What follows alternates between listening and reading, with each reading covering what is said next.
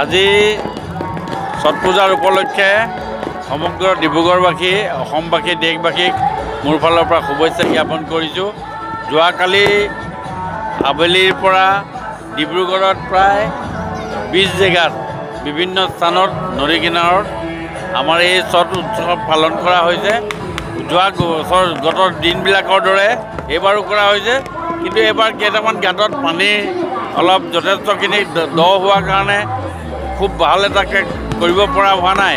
কিন্তু আমি এতিয়া যিটো এইডোখৰ চান্দমাৰী ঘাটত যিটো আমি পালন কৰিছোঁ, এইটো এটা সুন্দৰ পৰিৱেশ আছে আৰু আমি তাত অগণন ভক্ত অতি কমে 15-20 হাজাৰ ভক্তই যোৱাকালিও আহিছে আৰু আজি ৰাতিপুৱা আহি আজি 5:17 যোৱালৈকে তেওঁলোকৰ পূজা অৰ্চনা কৰিব পাৰিব আৰু কোনো ধৰণৰ বিপদ নোহোৱাকৈ কোনো ধৰণৰ অসুবিধা নোহোৱাকৈ সকলো ভক্তলোক ৰাইজে সুন্দৰভাৱে পালন কৰিছে।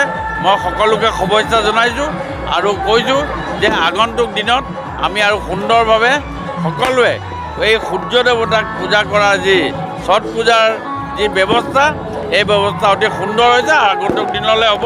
মই এই ছট পূজাৰ উপলক্ষে দেশবাসীক মোৰ ফালৰ পৰা বিশেষভাৱে শুভেচ্ছা জ্ঞাপন কৰিছোঁ।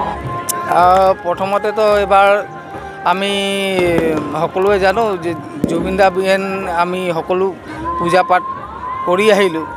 তাৰে আমি পল্টন বজাৰ মাইজান ৰোড ছট পূজা কমিটি এবাৰ আমাৰ যি মাইজান ঘাট আছে তাত ছট পূজা আয়োজন কৰিছোঁ আৰু যথেষ্টখিনি মানুহ আমাৰ এই ঘাটলৈ আহিছে। কাৰণ ডিব্ৰুগড়ত মানে আপোনাৰ যিটো মানে বহুতখিনি ঘাটত পূজা নহ'ল পানী বাঢ়াৰ কাৰণে, পানীৰ সমস্যাৰ কাৰণে। গতিকে আমি সকলো ডিব্ৰুগড়বাসীক কৈছিলোঁ যে আমাৰ ঘাটলৈ যথেষ্টখিনি ঠাই আছে, গতিকে যিসকল ঘাটত পূজা হোৱা নাই তেওঁলোক আমাৰ ঘাটলৈ আহক, সকলোৱে পূজা কৰিবলৈ সুবিধা পাব।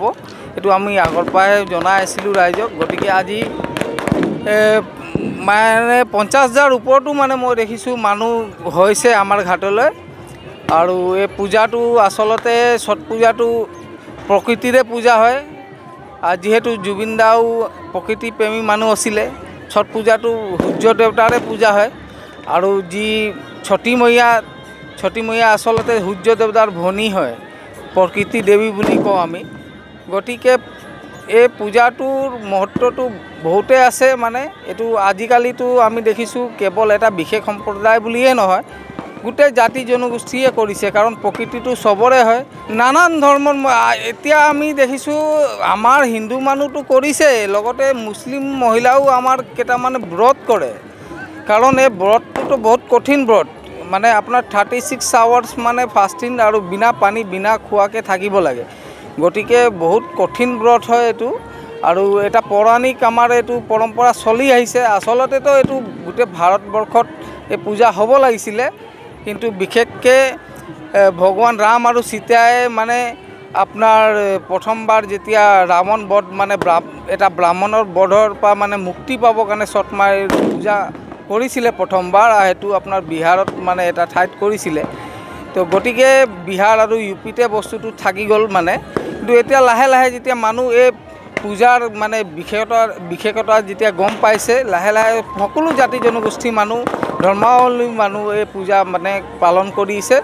আৰু আমাৰ কমিটিৰ তৰফৰ পৰা মানে সকলো ধৰণৰ ব্যৱস্থা আমি কৰিছোঁ। ইয়াত ৰাইজ যথেষ্টখিনি আহিছে আৰু পূজা ভালদৰে এতিয়া সম্পন্ন হৈ গৈছে।